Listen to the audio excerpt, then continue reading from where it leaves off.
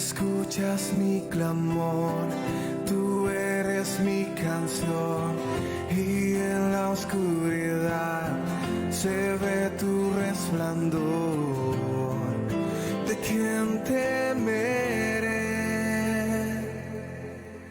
Venciste al enemigo y está bajo mis pies. Mi escudo tú serás en la dificultad. ¿De quién temeré? Mi Dios marcha al frente, detrás de mí Él va. El Dios de los ejércitos siempre a mi lado está. Él reina para siempre, Él es mi amigo fiel. El Dios de los ejércitos siempre a mi lado está.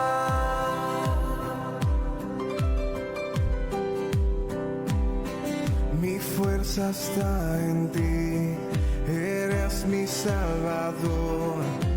Tú me librarás, eres el vencedor. ¿De quién temeré? ¿De quién temeré? Mi Dios marcha al frente, detrás de mí Él va.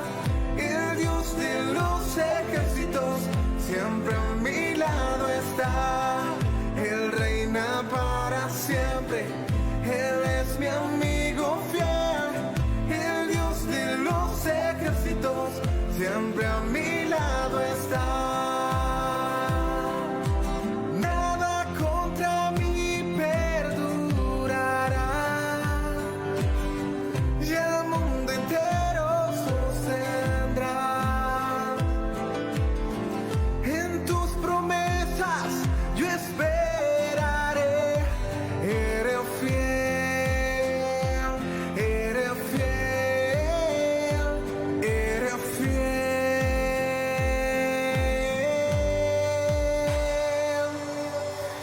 Mi Dios marcha al frente, detrás de mí Él va. El Dios de los ejércitos siempre a mi lado está. Él reina para siempre, Él es mi amigo fiel. El Dios de los ejércitos siempre a mi lado está.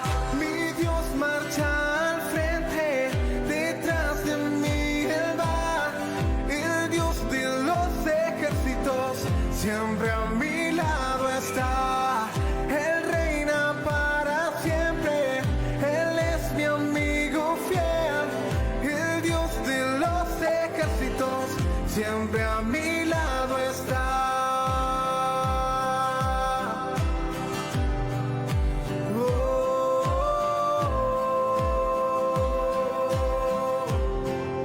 ¿De quién temeré?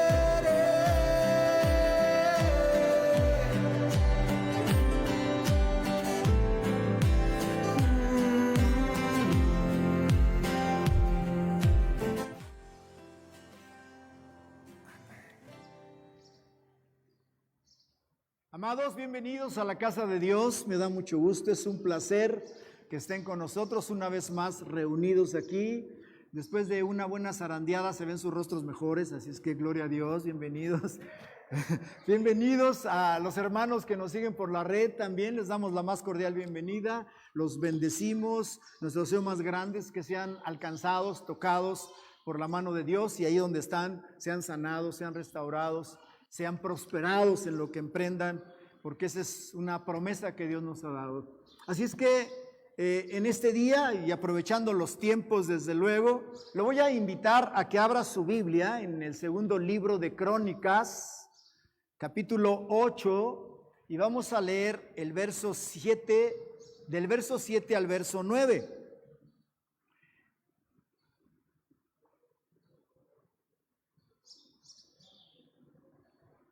Segundo libro de Crónicas, capítulo 8, del verso 7 al verso 9. ¿Sabe qué? Perdón, pero lo voy a levantar la última, y después se va a sentar un buen rato. Luego fastidia eso y cansa, ¿no? Pero la última, póngase de pie por reverencia a la palabra de Dios. No a mí, por reverencia a la palabra de Dios. Y dice, segundo libro de Crónicas, capítulo 8, versos 7 al 9 así. Y a todo el pueblo que había quedado de los heteos, amorreos, fereceos, heveos y jebuseos, no eran de Israel, que no eran de Israel, los hijos de los que habían quedado en la tierra después de ellos, a los cuales los hijos de Israel no destruyeron del todo, hizo Salomón tributarios hasta hoy. Pero de los hijos de Israel no puso Salomón siervos en su obra, porque eran hombres de guerra, y sus oficiales, y sus capitanes, y comandantes de sus carros, y su gente de a caballo. Oremos. Padre, te alabamos y te bendecimos, y te damos gracias una vez más por tu amor, por tu bondad. Gracias por tu presencia. Gracias por la presencia de cada uno de tus hijos que hoy está aquí. Amado, por favor, permite que tu Espíritu Santo nos atropelle nuestro espíritu, Señor, lo tome, lo absorba y lo haga uno contigo, para que, como decimos por ahí, Señor, nos caiga el 20 y podamos despertar de esta situación, Señor Jesús, de esta momento, Padre, en el que estamos así como que despertamos y no despertamos, como que nos damos cuenta de las cosas y como que no. Padre, ayúdanos a despertar y estar al 100 y ser diligentes para tu reino. En el nombre poderoso de nuestro Señor Jesucristo te lo estamos pidiendo. Amén. Le voy a invitar a que se siente, por favor, contento, feliz, alegre, sobre todo porque Dios está aquí. El tema que le voy a compartir se llama Los hombres de guerra. Escuche, por favor. Los hombres de guerra deben de ser eso. ¿Qué? Guerreros. Amén. Guerreros. No sé si usted se acuerda de la famosa película de los 300, cuando pelean los persas contra los espartanos. Y hay una escena muy interesante ahí, que al menos a mí me llama la atención, donde ahí sale un personaje que está jorobado. Y en algún momento el jorobado pues quiere pelear contra sus enemigos y va y le dice al jefe Leonidas, le dice, oye, yo quiero ser guerrero. Y Leonidas le dice, no me sirves. No, que sí, que no, y ya está en ese debate ahí, que sí, que no, hasta que en algún momento le dice Leonidas, o Leonides, Leonidas, le dice, a ver, hagamos una prueba. Órale, aquel dice, pues órale yo, la que quieras. Está jorobado. Dice, toma el escudo y levántalo, ponlo en posición de escudo. Da como yo con las pesas, nomás hasta aquí.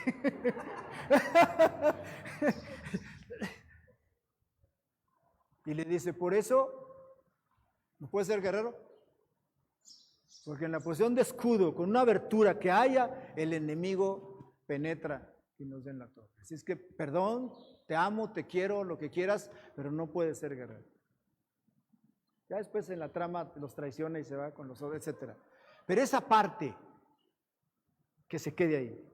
Los guerreros deben de ser, ¿qué? Guerreros. En otra de las partes llega un montón de gente, miles, y le dicen a Leonidas que quieren ser parte del ejército de nosotros, de él. Y son montones. Y él les dice también, no, esos no. Pero mira cuántos son. Ustedes solo son 300. Sí, pero la diferencia es esta. Y les empieza a preguntar a los miles, ¿tú qué eres? Panadero, tú, carpintero, tú, constructor, tú. Y le dice, y luego les dice a los 300 de, ¿y ustedes qué son? Y todos dicen, ¡guerreros! Y le dice, ¿ya ves? Esa es la diferencia. ¿Ustedes qué son? Para eso me gustaban. O sea, ¿sí ven la diferencia? Algunos de ustedes están jorobados y otros son panaderos, son bomberos, son sastreros, son... Esa es la diferencia.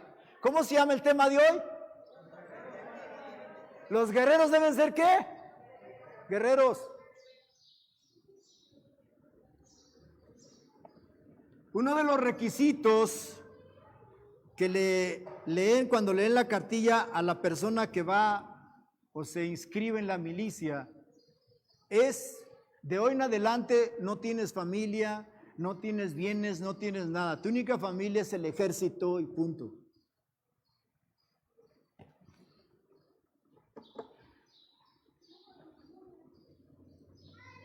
Si yo les pregunto a ustedes qué son, van a decir que guerreros. Pero resulta que en la práctica diaria, luego les digo,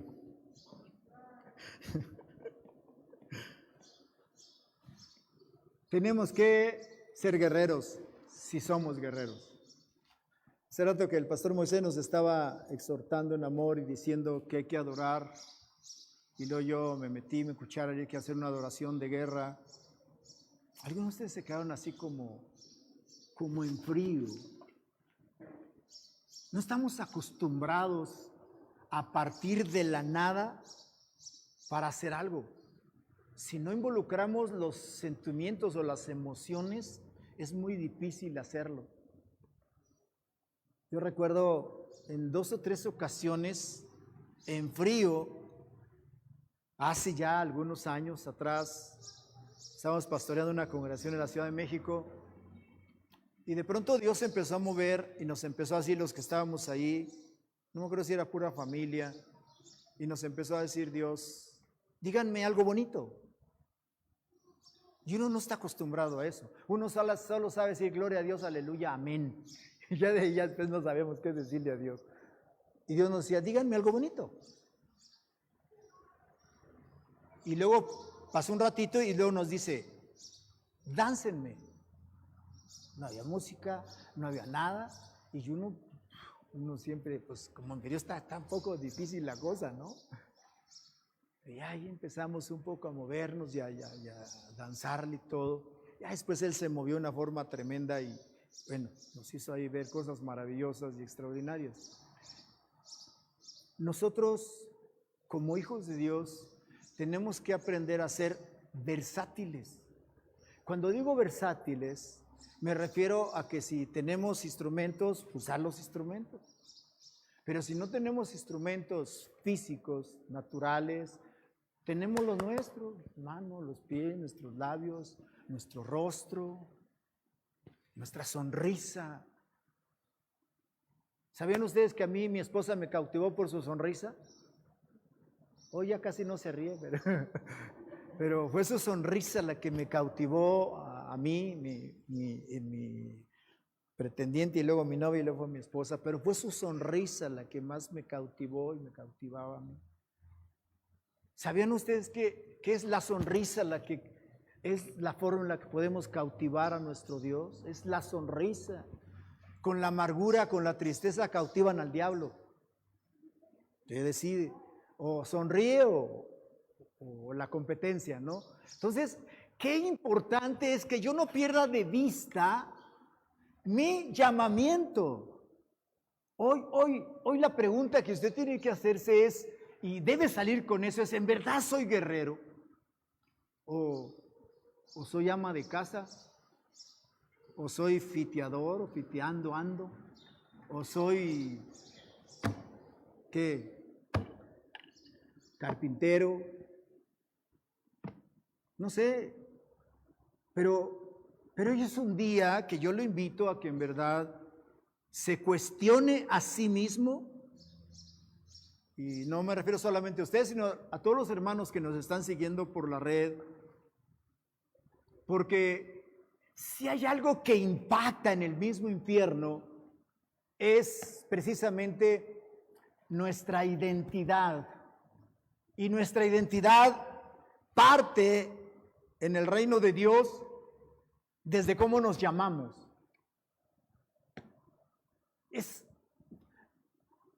A mí me ha tocado liberar gente endemoniada. Y no sabe usted el impacto que causa al mismo demonio cuando yo le hablo solo a la persona, no al diablo. Y el diablo, yo no quiero hablar contigo, quiero hablar con la persona. Y le hablo a la persona, y le hablo a la persona, y hasta que la persona reacciona, empieza a hablarme. Y entonces tomo el control de la situación y es cuando la persona empieza a ser liberada. El nombre, porque el nombre nos da identidad. Y el ministerio que tú tienes viene a ser ese complemento en tu identidad para que en verdad cuando tú pases por la calle, el mismo diablo se haga a un lado, porque vas a pasar tú. Yo siempre lo he dicho y siempre me he imaginado que cuando el profeta Elías llegaba a la ciudad donde llegara, la gente que lo veía se espantaba y se preguntaban, ¿será de paz su venida? ¿O vendrá a echar fuego? ¿O irá a hacer que ya no llueva? ¿O qué onda con este cuate? Pero la gente temía. Hoy en día está tan devaluado el nombre cristiano que a cualquier ser humano, aunque sea ateo, ese es un cristiano. ¿No es cierto? Es un cristiano. Así, nada más por marcar la diferencia de ser humano a un animal. Nada más. Es un cristiano. Cuando bíblicamente sabemos que los cristianos, en la Biblia solamente se menciona 3 veces la palabra cristiano y 2 despectivamente, los cristianos. Pero un cristiano era alguien que seguía a Cristo. Era alguien que estaba dispuesto a morir por Cristo. Ese es un cristiano. Hoy en día se me hace curioso, y no tengo nada contra la religión tradicional, pero hoy se hace un debate si hay alguna diferencia entre la iglesia tradicional y el cristianismo. Júzguenlo ustedes si lo hay o no lo hay. Muy bien. Una de las cosas que nosotros vemos, partiendo del pasaje que acabamos de leer, tiene que ver precisamente con la labor, bendición que David, como rey y padre de Salomón, le había dejado, dejó un legado. Y el legado principal para Salomón fue que Salomón iba a construir el templo, porque Salomón iba a ser un hombre de paz. A David no se le permitió porque era un hombre guerrero y Dios le dijo, es que tú has derramado mucha sangre, pero tu hijo lo va a construir. Prácticamente Salomón tardó la mitad de su reinado. Él reinó 40 años en Israel y en la mitad de su reinado, o sea, los 20 años, él terminó de construir la casa o el templo de Salomón, majestuoso, poderoso templo, su casa de Líbano y todo lo que quiso construir, lo construyó precisamente en 20 años. Una de las cosas maravillosas que admiro mucho, y solo como detalle, es que es impresionante que cuando se construyeron estas casas, el templo y todo, dice la Biblia que increíblemente nunca se escuchó un martillazo. Ahí están poniendo unas láminas y todos los días es un ruidazo y escandalazo que tienen con las láminas. En el templo de Salomón, que era algo bellísimo, y en las casas de él, ni un martillazo se escuchó. Imagínense, porque todo lo hicieron como un rompecabezas, lo armaron, lo trajeron y ya nomás armaron. ¡Wow! ¡Qué tremendo! Así es que él termina el templo y introduce el arca del pacto y todo eso que él debería de hacer. Pero luego sucede algo muy interesante, que es la parte que leímos, y dice que todo el pueblo, o sea, todos aquellos, dice, que habían quedado, y no es otra cosa que la segunda generación de los que de una u otra manera recibieron a los israelitas en la tierra de Canaán, cuando Israel entra a conquistar la tierra. Ellos fueron los padres de estos que menciona aquí Salomón. Y una de las cosas que nosotros vemos aquí tiene que ver precisamente con ese seguimiento que Salomón da o produce para llevar precisamente al cumplimiento de la palabra que Dios había liberado. Y entonces, aunque eran prácticamente 7 naciones las que estaban en Canaán, voy a mencionar solamente 5. Y me llama la atención solamente en algunos de ellos por el significado que tienen y lo que implica dentro del ámbito espiritual para poder lograr avanzar el reino o establecer el reino de Dios, y la forma tan sutil en la que el diablo usa sus armas, usa sus medios, usa lo que a veces nosotros mismos le creamos. Hace rato Dios nos decía, todos han abierto puertas. Esas no son cosas del diablo, esas yo las estoy abriendo. Yo le estoy dando oportunidades al diablo para que me dé cachetadas. ¿O no es cierto? Si yo las cierro va a dejar de darme cachetadas, pero si yo las mantengo abiertas, ¿qué va a hacer el diablo? ¿Cómo dicen allá afuera? ¿A quién le dan pan que llore? ¿Verdad? Pues el diablo nos sigue cacheteando si le tenemos las puertas abiertas, pero si las cerramos, se va a alejar de nosotros. Ojo. Ahora, eso siempre lo vamos a enfrentar, eso siempre lo vamos a tener ahí. Por eso es que nosotros, ¿cada cuándo debemos de orar? ¿Cada cuándo debemos de leer la palabra de Dios? ¿Cada cuándo debemos de dar testimonio? ¿Cada cuándo debemos de adorarlo? O sea, ¿se fija? Entonces deje de hacer eso y entonces las puertas se empiezan a abrir. Y entra aquel y sopas. Entonces, ojo hermano, la clave está ahí. Ok, entonces los primeros que vemos aquí son los eteos. Y el término eteo viene del latín tardío aeus y se refiere a un antiguo pueblo conocido por los hebreos, del que moderadamente se sabe que son los hititas, o más bien los neohititas, que seguían recibiendo su nombre. Ahora, ¿qué significa hitita espiritualmente? Ellos eran liderados por un rey que gobernaba a nombre de una deidad, o sea, un dios falso, asociado con la tempestad o el rayo. A la muerte del rey que los gobernaba, según su creencia de ellos, se convertía también en un dios. Esa era la creencia de los neohititas. Y practicaban, lógicamente, un abundante politeísmo. Sí saben lo que es politeísmo, ¿verdad? No tengo que explicarlo.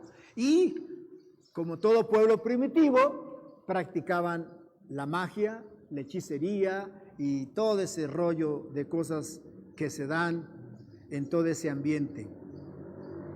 Pero también estaban los fereceos. Estamos hablando de esos hijos que Salomón en algún momento toma para darles alguna función. Los fereceos o perecitas era un tribu o grupo racial pre-israelita asentado en Palestina. O sea, son de los pueblos o las tribus que Israel, cuando entra a la tierra prometida, fue los que echó fuera. Y estos eran una de las antiguas naciones de Palestina, insisto. El otro eran los heveos. Y los heveos, cuando Israel entró en la tierra prometida, los heveos era una de las 7 naciones cananeas que Dios había prometido expulsar. Y esta nación de los heveos era una nación muy grande, muy populosa y muy poderosa, que lógicamente la palabra de Dios nos enseña que Israel, de una y otra manera, en su tiempo, cuando pudo echarlos fuera, no los echó y pactaron con ellos. El otro es los famosos jebuseos, que se burlaron inclusive del rey David, y se burlaron, dijeron que él no iba a entrar a la ciudad de los jebuseos. Y los jebuseos, con acuerdo con la Biblia, era una tribu cananea que habitaba la región de Jerusalén. Y usted cuando lee, por ejemplo, Crónicas, Reyes, y cuando habla de este pasaje de cuando David toma la ciudad que le llama después la ciudad de David, Los que habitaban ahí eran los jebuseos y se le llamaba Jebús a la ciudad. Eso ocurrió en el año 1004 antes de Cristo. Jebús era la ciudad de David, es el nombre dado por los israelitas a un poblado de la antigüedad, situado en Oriente Próximo, según Crónicas 11:4, que corresponde con la ciudad de Jerusalén, capital precisamente de los jebuseos. Pero déjeme decirle que dejé para el final. Los amorreos. Los amorreos, escuche por favor, los amorreos, viene la palabra de amorritas, Marto en sumerio y Amurru en acadio. Fueron un pueblo de origen semita constituido por tribus nómadas muy belicosos que ocuparon Siria, Canaán y la región al oeste del río Éufrates desde la segunda mitad del tercer milenio antes de nuestra era. O sea, estoy hablando del 2500 antes de Cristo. ¿Qué significa amorreo espiritualmente? Miren lo que significa. Los amorreos, ¿quiénes son los amorreos? Los amorreos son los demonios que desaniman. Amorreo quiere decir burlador, quiere decir espíritu de calumnia, de crítica, de chisme, de desánimo, de desmotivación, de depresión, de desesperación. Siempre va a haber un amorreo que va a difamar su ministerio para que su ministerio no tenga credibilidad. Yo sé que hoy no vinieron esos, ¿verdad? Hola. ¿Verdad que hoy no vinieron? Gracias a Dios. Pero sí creo también que en toda congregación, y no sé si en familia hay un amorreo, pero en la congregación sí, estoy seguro que en cada congregación mínimo hay un amorreo que desanima, que critica, que está señalando, que siempre está en contra, que no le gusta nada de lo que se haga. Esos son amorreos. Por eso Dios nos dice que estamos en tiempos de guerra. De ahí la expresión estar apercibido, ser diligente para las cosas que Dios nos está de una o de otra manera demandando o pidiendo para que vayamos a su ritmo. Eso es algo muy importante, amado. No perdamos de vista eso.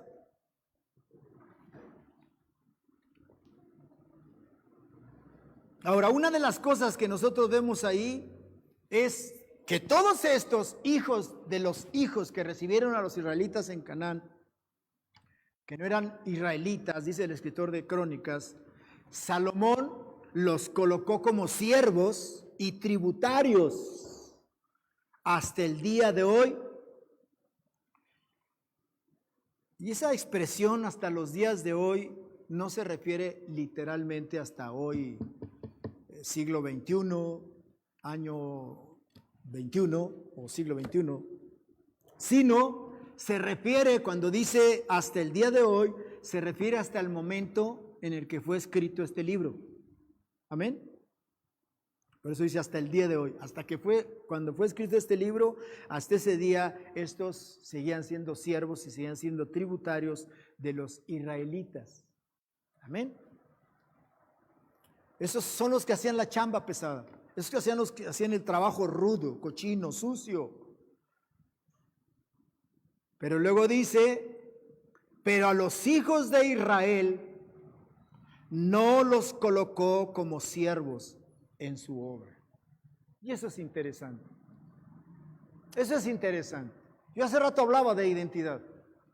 Yo hace rato hablaba que tu nombre te da identidad. Yo hace rato hablaba de que tu ministerio te da identidad. Tu función, lo que tú hagas. Si tú eres una persona que eres no sé, tienes un talento, ¿cómo se dice? Si eres carpintero, ¿cómo se dice? Se me fue el... Un oficio, es un oficio carpintero y eres bueno, cuando la gente te vea pasar, no va a decir tu nombre.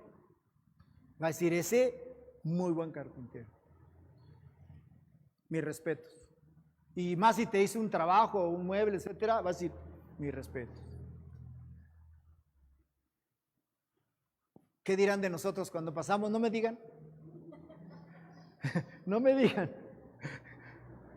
Pero sí tenemos que reflexionar.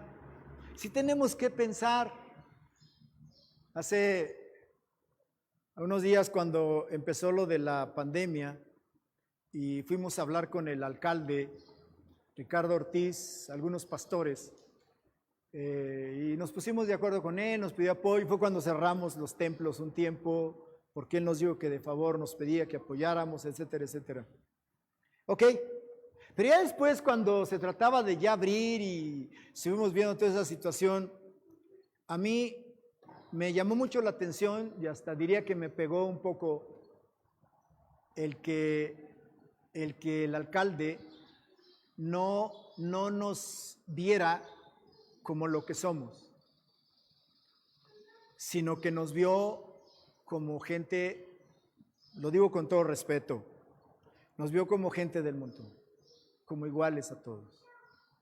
Y a mí eso me pegó, pero no contra él, sino contra mí mismo, contra nosotros mismos.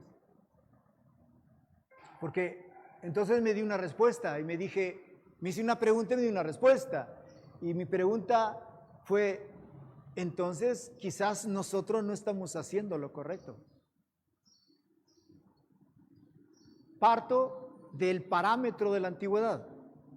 Si usted lee la palabra de Dios, se va a dar cuenta que en la antigüedad los reyes tenían normalmente un asesor allí, un guía espiritual, y era el sacerdote. Y ellos acudían al sacerdote, el sacerdote le decía, pues haz esto, hazle por aquí, hazle por allá, al rey.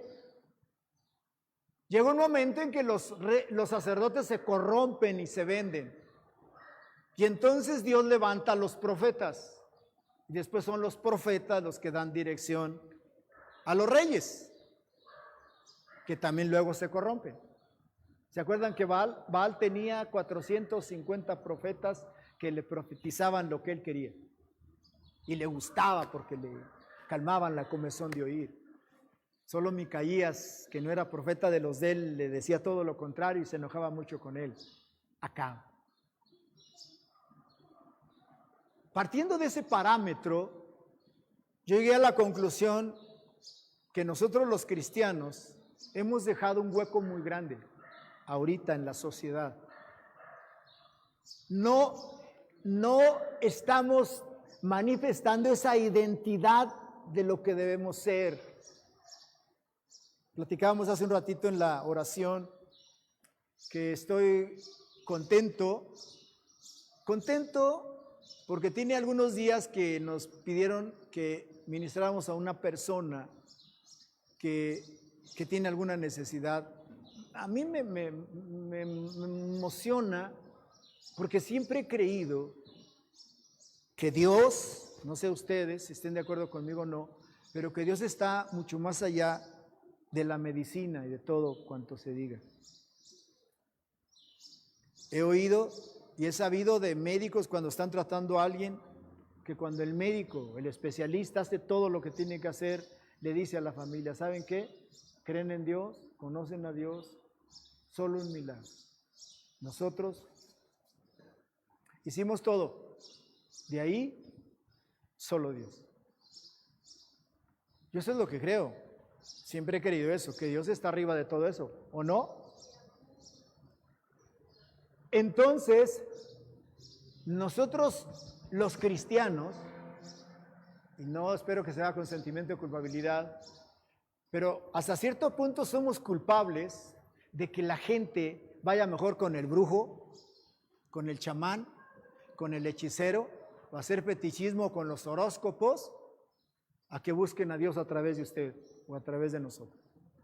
Y yo digo, nosotros somos los responsables de eso, porque no estamos marcando pautas. Y eso es algo que necesitamos nosotros retomar Y la única forma es retomando mi identidad como guerrero. ¿Cómo se llama el tema de hoy? Los guerreros son eso, guerreros.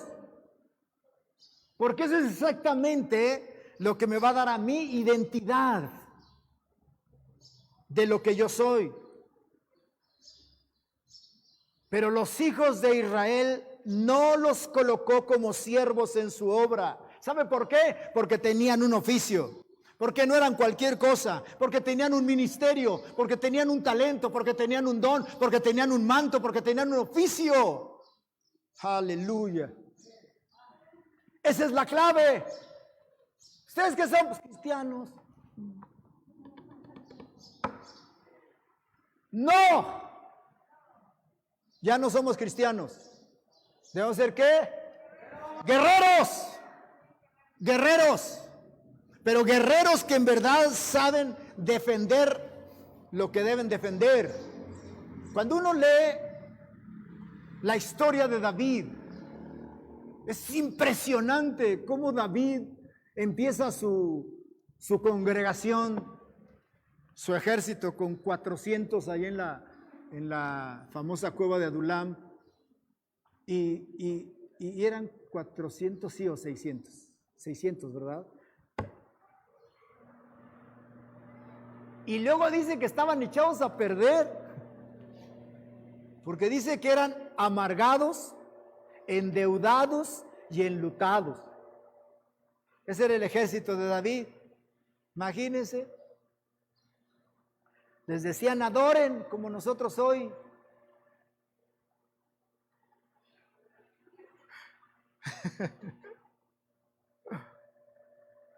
Si eres guerrero, tienes que ser guerrero. Si eres panadero, sé panadero. Échale ganas, no hay ningún problema. Pero es aquí precisamente donde entra, diría yo, mi coraje, la unción que tengo, que he recibido, precisamente para poder marcar pautas en mi desarrollo a través de lo que Dios me ha dado. Yo no debo de conformarme. La Biblia dice que el Hijo de Dios debe ser como la luz de la aurora que va, ¿qué? En aumento hasta que el día es perfecto. O sea, eso quiere decir que la aurora no se detiene, esa va avanzando, y va avanzando, y va avanzando, y va avanzando, y va avanzando, hasta que llega al cenit, al clímax. Nosotros damos un pasito, y gloria a Dios, y luego damos dos para atrás, como el de la canción. No debe de ser así. Estos tenían un oficio. Por eso mi recomendación para hoy, para usted y para los hermanos que nos siguen por la red, es que es muy importante que ustedes como cristianos, yo como cristiano, perdón lo que voy a decir, pero válganme la expresión, no se vayan a esponjar, pero más vale que cada uno de nosotros busquemos la forma de irnos especializando. ¿Ya me entendieron? Especializando. No va a salir como los que van a jugar fútbol y dicen, ¿en qué puesto juegas? En el que sea, a mí donde me pongan. Esos son los que no sirven. Porque no tienen una especialidad, porque no tienen una característica especial que los manifieste como lo que son. Esos son los que hablan mucho y hacen poco. No, pues a mí donde me ponga, yo ahí la hago. No, queremos especialistas. Yo recuerdo cuando inicié en el ministerio, ya hace algunas lunas y soles atrás, me acuerdo que un pastor me llamó la atención porque me dijo eso y me hizo esa pregunta. Teníamos poquito de haber sido ordenado al ministerio, ya estaba pastoreando, pero tenía poquito y me dijo una ocasión que íbamos a estar en un evento y fuimos a conseguir algunos libros, una librería para preparar porque íbamos a compartir algo. Y me dijo, bueno, ¿y cuál es tu ramo? ¿Cuál es tu especialidad dentro del cristianismo? Y yo me quedé a 6. ¿Cómo especialidad? ¿Cómo es eso? Ya me siguió explicando y me fue explicando. Y entonces agarré la onda, como dicen por ahí, y pude comprender y entender. Y fue desde entonces cuando yo fui atraído a lo que se llama comúnmente como guerra espiritual. Y desde entonces yo le empecé a dar por la guerra espiritual como una especialidad que yo iba a obtener para poder tener una identidad dentro de mi cristianismo. Amén. Si yo les pregunto a ustedes cuál es su especialidad, algunos de ustedes van a decir, no, pues no. Pero al final de cuentas, la enseñanza de hoy es, y ese es el propósito, ese es realmente el propósito de la enseñanza, es que usted salga convencido el día de hoy que de hoy en adelante va a buscar una especialidad. La Biblia habla de dones. Yo conozco congregaciones donde de pronto alguien quiere dar un mensaje y habla en lenguas y dice, ¿hay alguien aquí que interprete? Y si alguien, yo, venga. Y habla lenguas y empieza a interpretar. Hay un enfermo y dicen, aquí hay alguien que tenga don de sanidad. No, pues venga, ore por el enfermo. Lo he visto, lo he hecho yo también. Tienen una especialidad. ¿Por qué no pasan todos si son cristianos? Porque no hay una especialidad. ¿No le gustaría que cuando nos dijeran, ¿quién tiene este don? Nos paráramos todos como los japoneses. A eso me refiero, amado. Es muy importante entonces que nosotros de una u otra manera, y espero que lo tome por el lado positivo y no se me vaya a ir como los amorreos. Prohibido salir como amorreo de aquí. ¿Sale? Pero sí consciente y convencido que en verdad necesitamos perfeccionarnos más. No es lo que dice Efesios capítulo 4, del verso 7 en adelante, cuando dice que Jesús bajó a los infiernos para dar dones a los hombres. Y luego constituyó apóstoles, profetas, evangelistas, pastores y maestros para la perfección de los santos, hasta que lleguemos a la estatura del varón perfecto. O sea, al final de cuentas se trata, y ese es mi sueño y mi deseo, que todos nosotros nos constituyamos en ser guerreros.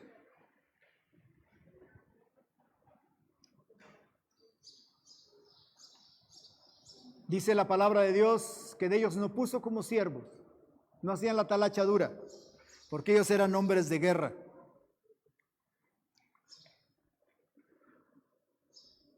¿Sabía usted que aún Dios, uno de sus nombres es varón de guerra?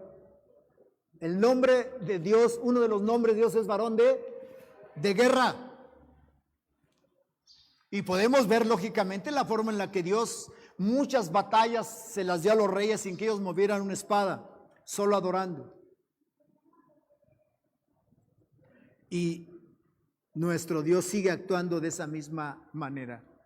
Así es que nosotros necesitamos ser especialistas dentro de nuestro cristianismo para fortalecer nuestro ministerio o nuestro llamamiento. A mí me impresiona mucho en el libro de Jueces que dice la Biblia cuando se da una batalla entre los israelitas y la tribu de Benjamín, cuando aquella situación del levita y su concubina, se han de acordar que es partida en 12 pedazos y se manda a las 12 tribus. Y entonces, pues se levanta Israel contra los benjaminitas, pero me llama la atención que dice que 700 benjaminitas eran zurdos. 700 eran zurdos. Y dice que con la onda, se agarraban la onda, no como otros. Agarraban la onda y dice que a un cabello no le fallaban. O sea, primero la vista de águila, porque para ver un cabello, pues a qué distancia ves el cabello, pero a un cabello no le fallaban 700 con la zurda, pero agarrando la onda. Ya agárrenla, hermanos. Pónganse al tiro y agarren la onda. 700 con la zurda, no fallaban. Mi pregunta era, ¿cómo llegaron esos cuates a ese nivel? ¿Qué creen que hacían todos los días? Yo creo que todos los días ponían botes, piedras, y ahí están, hasta que les empezó a salir. Nosotros con la Biblia, cada cuando la leemos, no me digan. ¿Se fija la diferencia de los guerreros, a los que solo decimos guerreros, pero realmente no lo somos, en la práctica, en la preparación, en toda la forma en la que tenemos que equipar nuestro ministerio para poder vencer y salir adelante? Y bueno, podríamos decir, por ejemplo, de los valientes de David. David menciona 30 y tantos, pero me llama mucho la atención que dice estos 30, y habla de cuates locos. Dice de un cuate que un día en un campo de trigo que querían volárselo los filisteos, me parece, si no estoy equivocado, dice que con una espada mató a 800. Fue tanto el estrago que hizo en los 800 que mató, que dice que la espada literalmente se le pegó en la mano. Abría la mano y no se le caía la espada. 800 mató. Y lo dice, y otro guerrero en un día que estaba nevando, así dice la Biblia, estaba en un hoyo, estaba un león y fue y mató al león. Y luego un hermano de David llamado Sama también, ya después se hizo valentón, y dice que mató a un pariente de los de Goliat, que era su primo, creo, y se lo echó. Y este cuate tenía 6 dedos en cada mano y 6 dedos en cada pie. Es el número. Y los 3 que irrumpieron en Jerusalén, en Belén, cuando fueron por el agua que el rey se le antojó y les importó un cacahuate que ahí estuviera el ejército de los filisteos. Esos son guerreros, no hermanos de por ahí.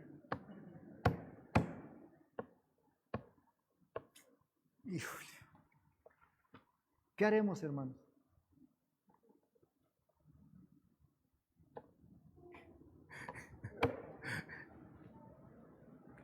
Eran sus guerreros, eran sus oficiales, dice Salomón, por eso no los puso. Y cuando hablamos de oficiales, hablamos de diversas categorías al servicio del rey. Y esos oficiales tenían atribuciones judiciales, militares, como por ejemplo, ¿se acuerdan de Potifar, el que le compra prácticamente a José en Egipto? De ese calibre eran esos oficiales que Salomón distribuye a los israelitas para hacer todo ese tipo de trabajo. También dice que eran capitanes. Y cuando hablamos de capitanes, pues estamos hablando también prácticamente de oficiales que dirigían diferentes cantidades de gente, así como también dice que tenía comandantes. Y esta palabra es traducida de unos 12 vocablos diferentes en el hebreo y el griego, que tienen un significado de ser el jefe o la cabeza de una partida de personas civiles o militares, pero mayormente estos últimos. En el tiempo de Salomón, el ejército ya se había organizado en compañías de 1000 personas. Estos comandantes prácticamente dirigían esas 1000 personas. Eran jefes de 1000 personas dirigiendo. Así es que, mis amados, insisto y voy a estar insistiendo y lo voy a seguir haciendo, que necesitamos perfeccionar nuestro cristianismo y darle libertad en algún área. ¿Alguien me quiere decir, por ejemplo, los 9 dones que hay? Hablando de los dones, pues, para que veamos que sí hay dónde cortar. ¿Cuáles son los 9 dones que son del Espíritu Santo? Y se mencionan los dones, por ejemplo, dones de poder, dones de misión y dones que hacen algo. A ver, díganme los dones de poder. ¿Cuáles son los dones de poder? ¿Perdón? Don de sanidad, don de milagros. Y el mayor de ellos, don de fe. Porque digo, y lo menciono como el mayor, porque Pablo dice, escoge los mayores. Entonces, de los dones de poder, el mayor de los dones es el don de fe. Escuche eso, por favor. ¿Cuáles son los dones que dicen algo. Don de palabra de ciencia, don de palabra de sabiduría y don de profecía. ¿Cuál es el mayor de ellos? El don de profecía. Ojo, ¿cuáles son los dones que dicen algo? ¿Perdón?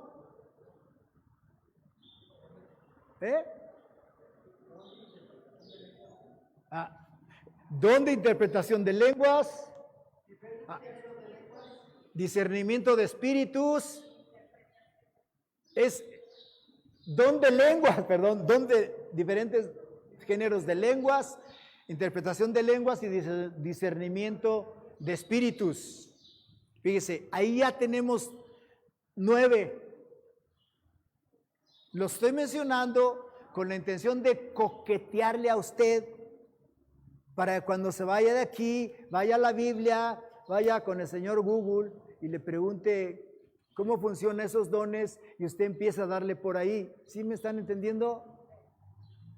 O sea, busquemos especializarnos para que cuando aquí tengamos alguna situación difícil, que necesitemos alguna especialidad, hermano X, venga por acá, lo necesitamos acá.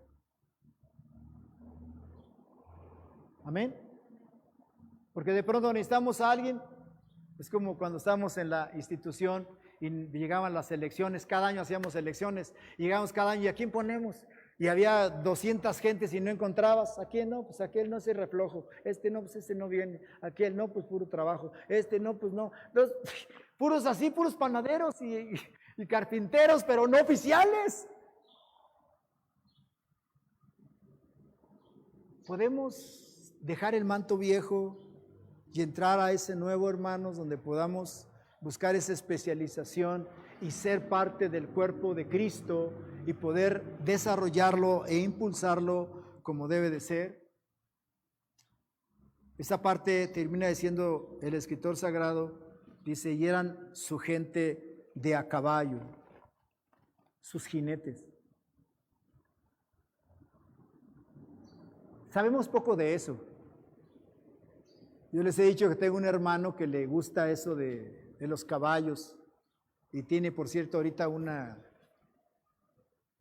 potranca, dicen allá en el rancho, y él la ha amansado y le hace con el pie y le hace que se abra y ya para que se suba.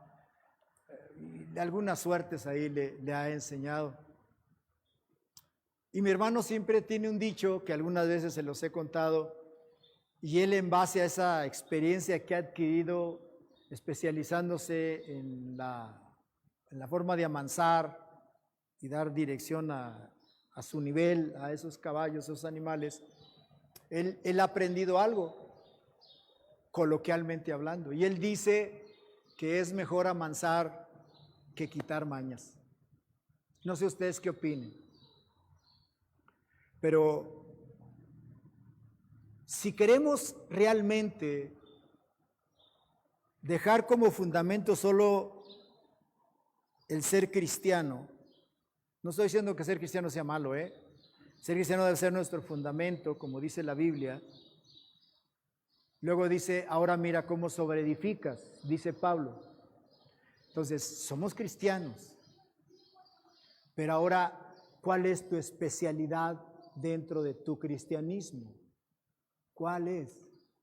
¿Cuál es tu área fuerte? Yo lo acabo de decir, mi área fuerte es la guerra espiritual. Me he metido, he ido a seminarios, he leído, tengo mucha información de eso, hemos experimentado mucho, lo hemos palpado, lo hemos visto, lo hemos saboreado y por eso hablamos de eso. No estoy hablando, me contaron o me dijeron, sino de la experiencia personal. Y a mí en lo personal me ha ayudado mucho precisamente en ese sentido. Muchas veces el diablo me ha dicho, sé quién eres y te voy a destruir y te voy. Ese siempre será el deseo del diablo. Pero nosotros creemos en el que murió por nosotros y nos da la cobertura. Y sabemos que si nos mantenemos en él como guerreros en esa perspectiva, Dios siempre nos estará cubriendo y nos estará protegiendo de toda acechanza del diablo. Y cuando Dios quiera permitir algo, no lo va a decir como hasta hoy, siempre no lo ha dicho. A mí ha habido ocasiones en que Dios me ha dicho, una vez me acuerdo que me dijo, el diablo me ha pedido permiso para zarandearte, prepárate. O es un trato que voy a hacer contigo, prepárate. Bueno, ha habido ocasiones o tiempos donde he estado en esa búsqueda, cómo viene, por dónde viene, y a veces ni lo he sentido, y de pronto, Señor, ya pasa, bueno. O sea, al final de cuentas, lo que Dios quiere es que si tú te mantienes apercibido y buscándolo, lo que te venga ni lo sientes. El problema es cuando no lo estás buscando, el problema es cuando no eres diligente y cualquier cosa que te pase, pasa una mosca, te zarandea por el viento de las alas de la mosca que pasó. ¿Por qué? No por la mosca, sino porque tú no estás firme.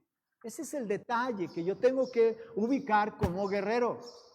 Estoy hablando de los jinetes, porque estoy seguro que los jinetes, para ser jinetes y montar este tipo de caballos y tenerle caballos al rey, todos los días se dedicaban a eso, ¿o no? Amansándolos y aprendiendo suertes y ubicándolos, y ya se imaginará los caballazos que tendría Salomón y cómo los ha de haber querido y qué ha de haber pedido Salomón, y de ese tipo de envergadura tenía esa gente que era caballeranga para poderle preparar a esos caballos. Igual esos guerreros. ¿Por qué David dentro de miles que tuvo solo menciona 3 a 30, pero siempre dice esos 30 que fueron esto y esto que les conté, dice, pero nunca superaron a los 3 primeros? ¡Wow! Pues esos 3 primeros, ¿qué onda, no? Y así dice, pero nunca superaron a los 3 primeros. ¡Wow! Hermanos, nosotros realmente, lógicamente, sí creemos que este lugar se llene y se llene 100 veces, 200 veces. Lógicamente que sí, pero también nuestro deseo primordial es que realmente todos seamos guerreros, que echemos fuera las jorobas, que echemos fuera los amorreos, que echemos fuera todo lo que puede dañar, afectar, desanimar, y que en el momento en que se requiera que alguien esté dispuesto a dar la misma vida, diga, heme aquí, yo le entro. Estoy en Cristo. Así es que termino de esta manera. Mi papá terrenal, decía, no en un sentido, quizás lo malinterpretes, pero mi papá decía que era mejor un mal oficio, no de que fuera malo, sino diríamos en categoría, por usar una expresión. Y él decía, más vale un oficio malo que un buen trabajador. No hay oficio malo, en el sentido de sirve o no sirve, sino mi papá lo mencionaba en el sentido de categoría. Hay oficios que tienen una categoría más alta, hay oficios que tienen una categoría menos. Es en ese sentido como mi papá lo mencionaba. Y él decía, más vale un mal oficio, en ese sentido de categoría baja, que un buen trabajador. Y eso es cierto, hermano, eso es cierto, porque si tú eres, por ejemplo, no gana igual cuando dicen se solicitan, de esos que le hacen a todo, generales, ¿cómo le llaman? Ayudante general. Se solicita ayudante general a necesito un almacenista. ¿Quién va a ganar más? Puede ser que el ayudante general sea mejor trabajador que el almacenista, pero ¿quién va a ganar más? El almacenista. ¿Por qué? Porque tiene un oficio, porque tiene un conocimiento, porque tiene una habilidad. Y eso lo puede impulsar a crecer más, llegar hasta las oficinas, llegar a quién sabe dónde. A este también, pero va a tardar más. Amén. Digo, no estoy dándole una oportunidad. Es como hoy. Hoy sería bueno que todos nos pongamos el rango de ayudantes generales, para no abusar que yo soy Tarzán y que tú eres Chita y que no. Todos ayudantes generales, punto. Hoy salimos como ayudantes generales todos. ¿A dónde vamos a llegar o hasta dónde? Y esa es una cuestión de cada quien. Así es que el mensaje, como decía mi papá, tiene que ver con llevarnos a reflexionar sobre nuestro cristianismo.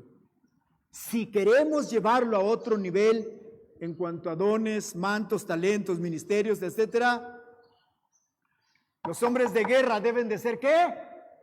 Guerreros. Zapatero a tu zapato. Mi amado, necesitamos especializarnos dentro de nuestro cristianismo. No seamos del montón. Seamos especiales en lo que vivimos, hablamos, hacemos. Eso es todo lo que tenemos que hacer. Lo demás, deje que Dios lo haga. Amén. Yo te invito a que te pongas de pie.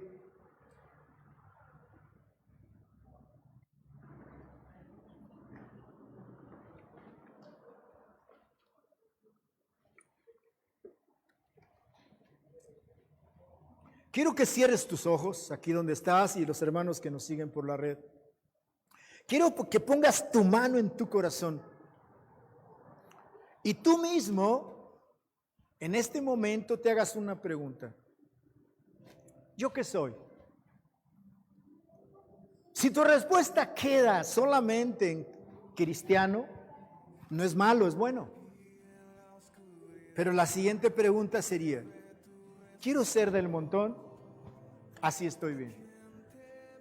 ¿Quiero en verdad salir de donde yo mismo me he encerrado? Necesito entonces especializarme en una área, ya sea don, ya sea talento, ya sea manto o ministerio. Así es que desde hoy en adelante necesito investigar en la palabra de Dios. ¿Qué quiere decir tener un manto? ¿Qué quiere decir tener un don? ¿Qué quiere decir tener un talento o un ministerio? Pedirle dirección al Espíritu Santo y el talento, don, oficio, ministerio, etcétera, que me atraiga, empezar a trabajar por ahí todos los días. Ejercitarlo, practicarlo, lógicamente conocerlo, y entonces en algún momento el Espíritu Santo vendrá a nosotros y nos impulsará hasta lograrlo, donde empecemos ya a practicarlo como un oficio, como un ministerio, que esa es la parte central que nuestro Dios busca para que cada uno de nosotros realmente tengamos un cristianismo oficial, ministerial, rompiendo paradigmas de comodidad, de conformismo, de mediocridad. Afuera hay mucha necesidad, mucha. Y este es el tiempo donde mucha gente necesitada va a venir a nosotros. Con problemas mentales, emocionales, sentimentales o problemas físicos de enfermedades. Y nosotros en Dios tenemos respuestas para ellos. Tenemos autoridad para liberar a los cautivos, para sanar a los enfermos, para levantar al caído, para alegrar al que está triste, para declarar cielos abiertos de bendición sobre aquel que no encuentra la puerta en la economía. Padre, te doy gracias. Y mi deseo más grande es que tu Espíritu Santo inquiete a cada uno de tus hijos que hoy está aquí. Y no los dejes tranquilos hasta que no investiguen, hasta que no vayan, hasta que no los encauces en su especialidad, para que dentro del cuerpo tengamos una función grupal, como uno solo. Y entonces podamos recibir, como dice el Salmo 133, y tú bendigas la unidad y la armonía, estableciendo tu reino a los 4 puntos cardinales. En el nombre poderoso de nuestro Señor Jesucristo, te lo estamos pidiendo. Amén. Gracias. Bendiciones a los hermanos que nos siguen por la red. Les pedimos que nos envíen su petición, su necesidad, hagan un comentario. Les agradecemos y los bendecimos. Hasta la próxima.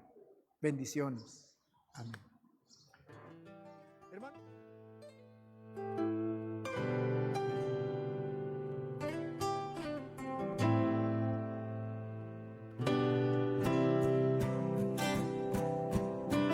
Tú escuchas mi clamor, tú eres mi canción, y en la oscuridad se ve tu resplandor. ¿De quién temeré? Venciste al enemigo y está bajo mis pies. Mi escudo tú serás en la dificultad. ¿De quién temeré? Mi Dios marcha al frente, detrás de mí Él va. El Dios de los ejércitos siempre a mi lado está. Él reina para siempre, Él es mi amigo.